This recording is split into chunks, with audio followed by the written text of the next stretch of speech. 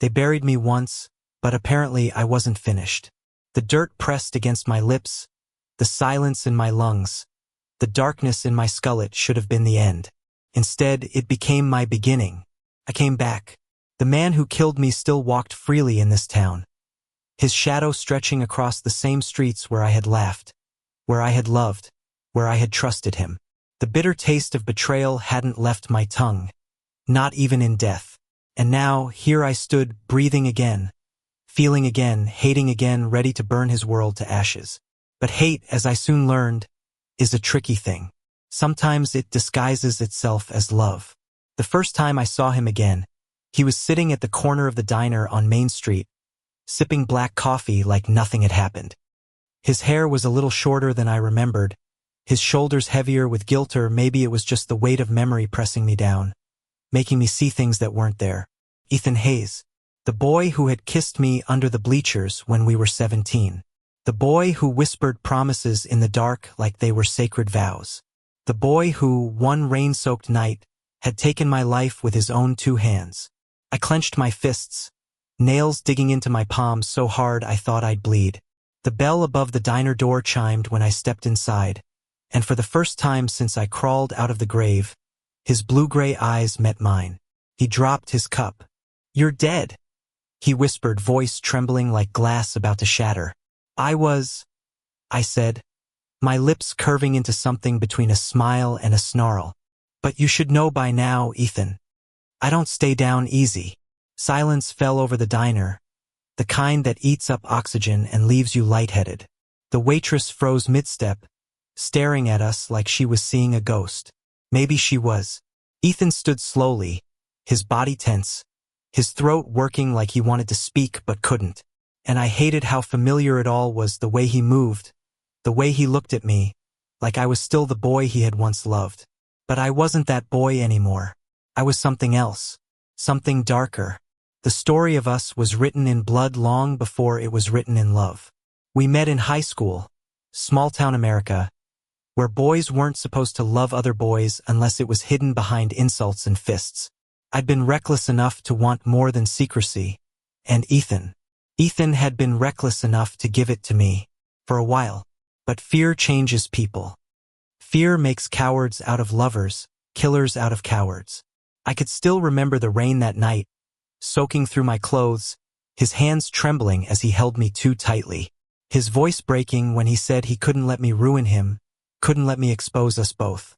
And then the knife, the shock in my chest, the warmth of my own blood spilling down my skin. I should hate him. I came back to hate him. And yet, as I stood across from him in that diner, alive against all odds, every nerve in me screamed not just with rage but with the unbearable memory of love. "Why?" I asked, my voice sharp enough to cut glass.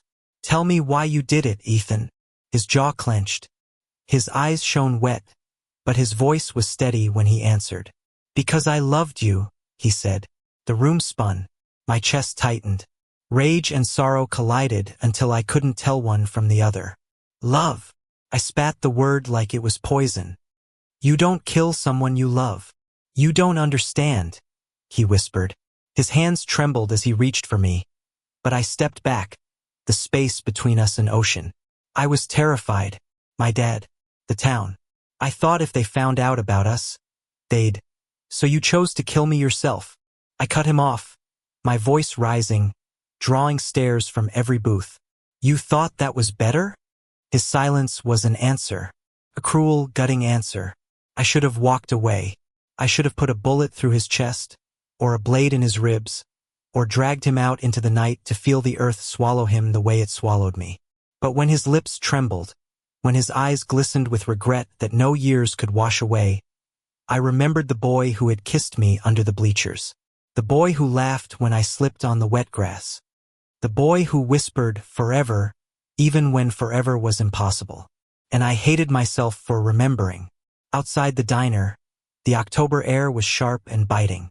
I leaned against the wall, trying to calm the storm inside me. People stared as they passed, some recognizing me, some whispering my name like it was a ghost story. Maybe it was. I didn't care. All I cared about was the man inside, the man I had come back to destroy, the man who made my heart ache with every breath. This wasn't over. Not by a long shot. But what scared me most wasn't the thought of ending him. It was the thought that, even now, even after everything, part of me still wanted to forgive him. That night, I followed him. His old pickup truck rumbled down back roads I knew by heart, past cornfields and barns, past the lake where we once swam under the stars.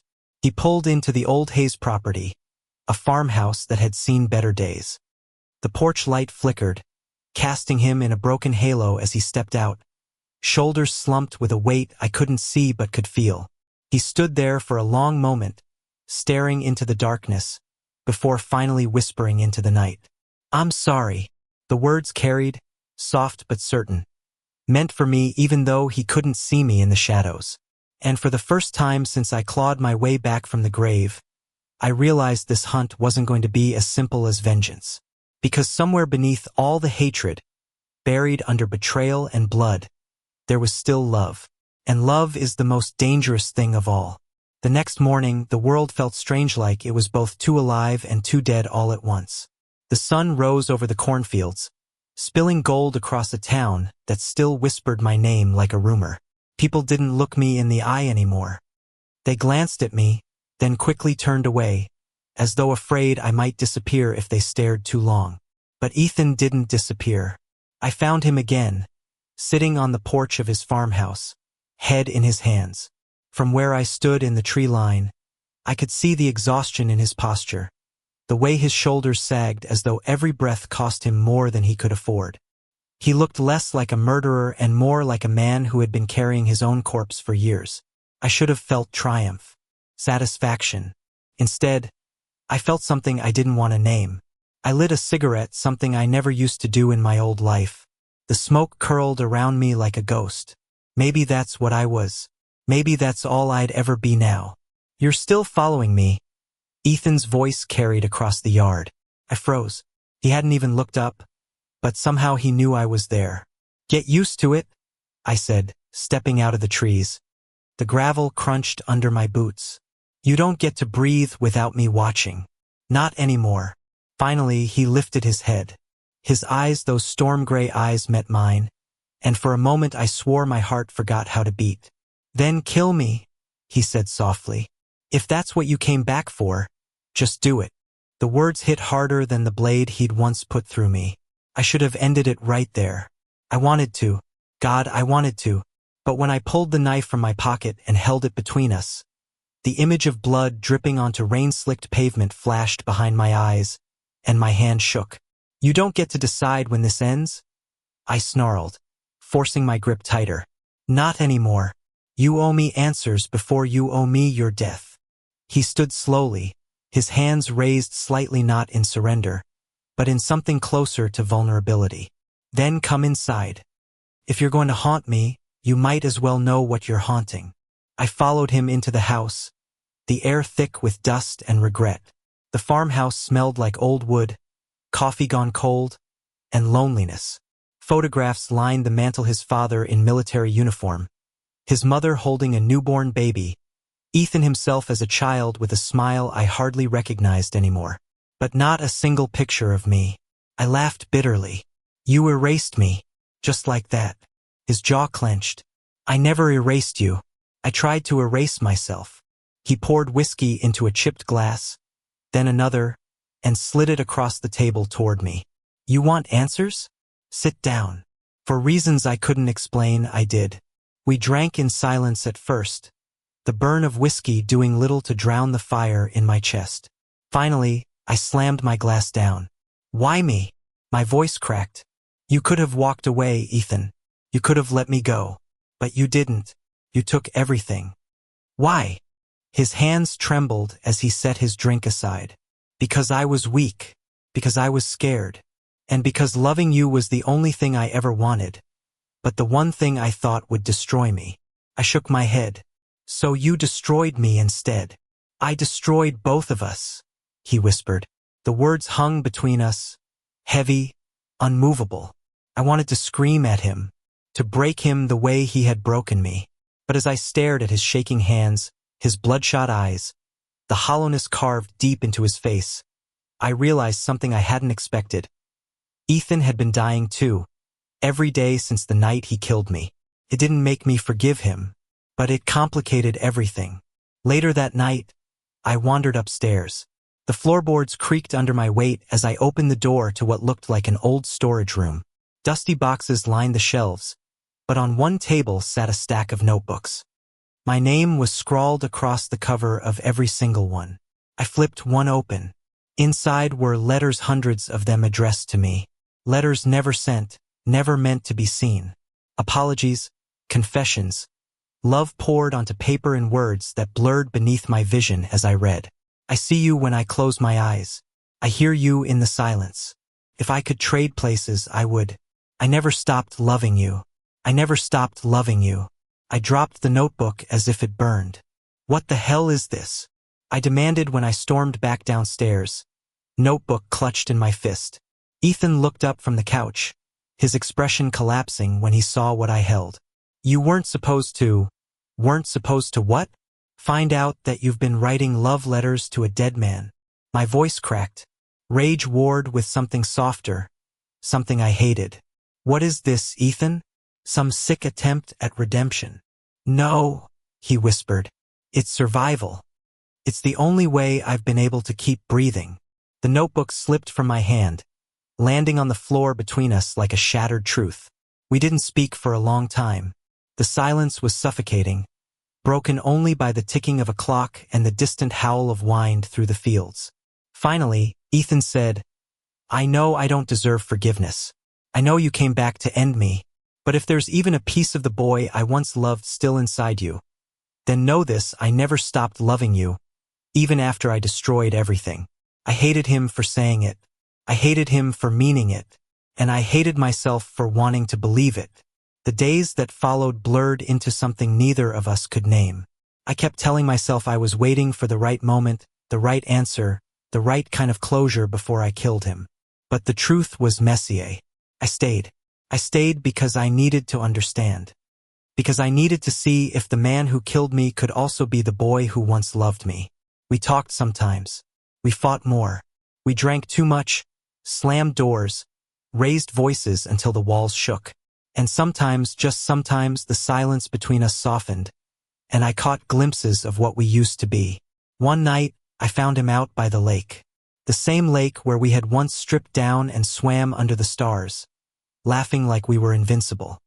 He sat at the water's edge, knees pulled to his chest, staring at the rippling surface. I sat beside him without a word. For a long while, neither of us spoke. Then he whispered, I've been waiting for you since the night I lost you. I didn't think I deserved a second chance. But here you are. And I don't know if that's a miracle or a curse. My throat tightened. Maybe it's both. His hand inched closer to mine on the grass, trembling like he was reaching for fire. I didn't move away, and for the first time since I came back, I realized that my hunt wasn't just about revenge. It was about something far more dangerous. It was about deciding whether love could survive death. The town never forgives. Word spread faster than fire in dry brush whispers in the diner, stares in the grocery store, a preacher's sermon laced with venom about unnatural returns and sins that cannot stay buried. By the end of the week, it wasn't just Ethan they looked at with suspicion. It was me. I had died here once. Now I was walking proof that the rules of life and death didn't matter in this place, and people hate what they can't understand. Some called me a ghost. Some called me a demon. Nobody called me what I truly was, just a boy who had loved, lost, and clawed his way back because vengeance had stitched itself into his bones. But vengeance wasn't the only thing inside me anymore. It was late evening when I heard the truck tires crunching over the gravel outside Ethan's farmhouse. He froze at the kitchen table, his hands tightening around his glass of water. They're here, he whispered. I glanced out the window. A cluster of trucks idled in the driveway, headlights burning through the night. Men stepped out, faces I knew from years ago, faces that had laughed at me, mocked me, shoved me into lockers, spat words like faggot into my ears when teachers weren't listening. And leading them was Pastor Collins, Bible clutched in one hand, shotgun in the other. My stomach twisted. They pounded on the door. "Hayes!" one of them shouted. "We know he's in there. You think you can hide him? You think the devil belongs here, walking around like he's one of us?" Ethan's face was pale, his jaw tight. He looked at me. "You need to leave." I laughed bitterly. "They're not here for me, Ethan. They're here for us."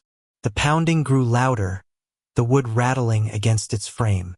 "Open the door, boy, before we take it down." Ethan stood, shoulders squared. For a moment, I saw the boy I used to know, the boy who kissed me under the bleachers and promised forever. And for the first time since I came back, he looked ready to fight for it. He turned to me. "Stay behind me." The door burst open. Collins stepped in first, the others crowding behind him, their faces twisted with fear disguised as rage. "There it is," Collins sneered, eyes locking on me. "An abomination returned. Proof of God's wrath on this town." I stepped forward, chin high. "Funny. I thought it was proof that you can't kill what refuses to die." Murmurs rippled through the group. Some shifted uneasily, but Collins raised his gun higher. "This ends tonight." And then Ethan did something I'll never forget. He moved in front of me.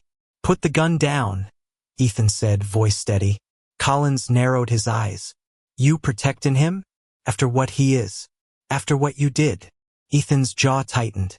"What I did was the worst mistake of my life, and I'll spend the rest of it trying to make it right. You want to get to him? You'll have to go through me." The room fell silent. For a moment, I couldn't breathe. My heart slammed against my ribs so hard it hurt. This was the boy who had once killed Menno, standing like a wall between me and the barrel of a shotgun. Something inside me cracked open.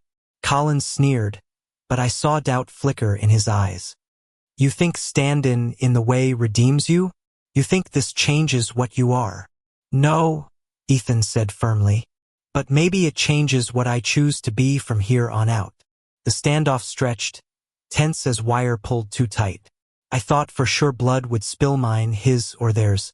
But then one of the younger men lowered his gun. His voice trembled. "Pastor, maybe we don't need to do this. Maybe this isn't what God wants." Collins whipped his head around, fury in his eyes. "You doubt me, boy?" But doubt was contagious. One by one, some of them shifted back, unease rippling through the group like cracks in glass. Collins cursed under his breath. "This ain't over." He jabbed the shotgun toward Ethan, then toward me. "Neither of you belongs here. Remember that." And with that, they left, boots stomping across the porch, trucks roaring back down the road. The house fell silent again.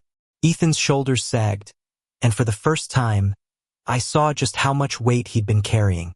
I should have felt triumphant. Instead, I felt hollow. "You were willing to die for me," I whispered. He turned to me, eyes wet but steady. "I already did years ago. I just didn't realize it until tonight." The words cut deeper than any knife. I wanted to tell him it wasn't enough, that nothing he did could undo the night he stole my life. But when his hand brushed mine, trembling, hesitant, I didn't pull away. And in that fragile moment, I hated myself for wanting him still. The days blurred again. The town avoided us like we were poison, but I didn't care. Nights stretched long at the farmhouse, where silence sometimes turned into arguments, and arguments sometimes melted into confessions whispered against whiskey-stained lips. One night, when the storm rolled in, lightning tearing the sky apart, Ethan found me on the porch. "You could still kill me," he said softly, voice barely audible over the rain. "You could end this right now." I turned to him, water streaming down both our faces. "And what then? You think death would be enough to balance what you did? You think that would set me free?" He shook his head. "I don't know. But I know this: I don't want to run anymore. Not from you. Not from myself." And then, before I could stop it, before I could think, his lips were on mine. It wasn't gentle. It wasn't sweet. It was desperate, angry, drenched in every ounce of regret and longing that had rotted between us for years. I should have pushed him away. I should have reminded him of the blood on his hands, of the grave he'd put me in. But instead, I kissed him back. The storm raged around us, thunder shaking the world, rain washing away everything but the heat between us. And in that moment, for the first time since I clawed out of the dirt, I felt alive.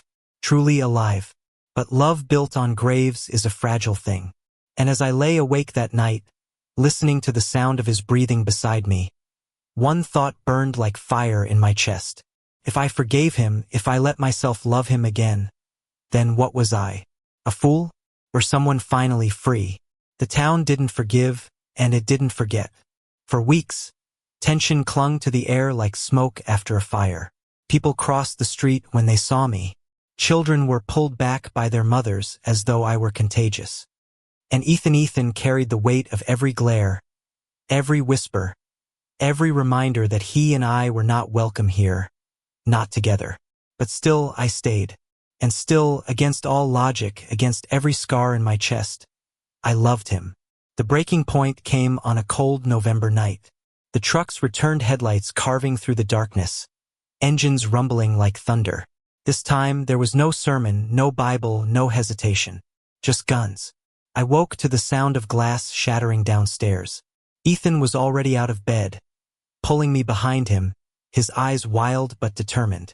"They won't stop," he said, voice shaking. "They'll never stop. Then let's give them a reason to." We moved together, not as enemies but as something far more dangerous, two men who had nothing left to lose. They burst into the living room, faces lit with rage, hands gripping rifles. And I stood there, alive when I shouldn't be, unafraid when I should have been terrified. "You want to finish the job?" I shouted, my voice echoing against the walls. "Then do it. Put me back in the ground. But know this, if I go down, he goes down with me. Because whatever I am now, I'm tied to him. You kill one, you kill us both." The men faltered. Fear flickered in their eyes. Because they could hate us, they could despise us, but they couldn't understand us. And people fear what they don't understand. Ethan stepped forward, standing shoulder to shoulder with me. His hand brushed mine, subtle, steady, grounding me in a way that no weapon ever could. "You want monsters?" he said, voice clear and unshaking. "Fine. But we're monsters who love. And that makes us stronger than you'll ever be." Something broke in the room then, not in us, but in them. The men shifted, uneasy, their certainty unraveling. The youngest among them, the same boy who had hesitated before, lowered his gun. "This isn't right," he whispered. They're just people." Collins snarled, rage twisting his face. He lifted his shotgun, aiming straight at Ethan. Time slowed. I moved before I could think, stepping in front of him, my body shielding his. For one brief, sharp second, I thought maybe this was how it ended me, second death, not by his hand this time, but for him. But the shot never came, because the boy grabbed Collins' arm, wrenching the gun aside. The blast tore into the ceiling instead, with splintering, dust raining down. "Enough!" the boy shouted. The others hesitated, and just like that, the fire in their eyes dimmed, doubt spreading like cracks in ice. Collins fought, cursed, raged, but without them, he was nothing. One by one, the men turned and left, until only the storm of their anger lingered in the air. When the last truck disappeared into the night, the silence was deafening. Ethan turned to me, his face pale, his hands shaking. You saved me." I swallowed hard. My chest ached, my whole body trembling with adrenaline. "Guess we're even now." "No," he whispered, his eyes locking on mine with a softness that undid me completely. "We'll never be even, because I'll spend the rest of my life trying to make up for what I took from you." And then he kissed me. It wasn't desperate this time. It wasn't angry.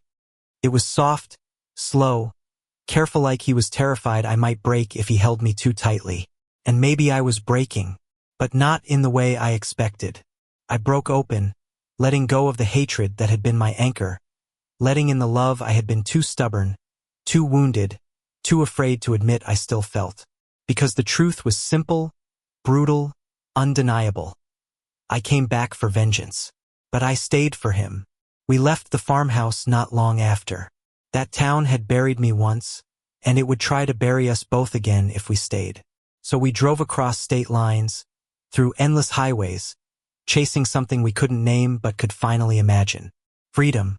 The road stretched on before us, uncertain, dangerous, alive. And in the passenger seat, Ethan reached for my hand, threading his fingers through mine. For a long moment, I stared at our hands, his warm, mine still scarred with the memory of the grave. And then I held on. Some wounds never close.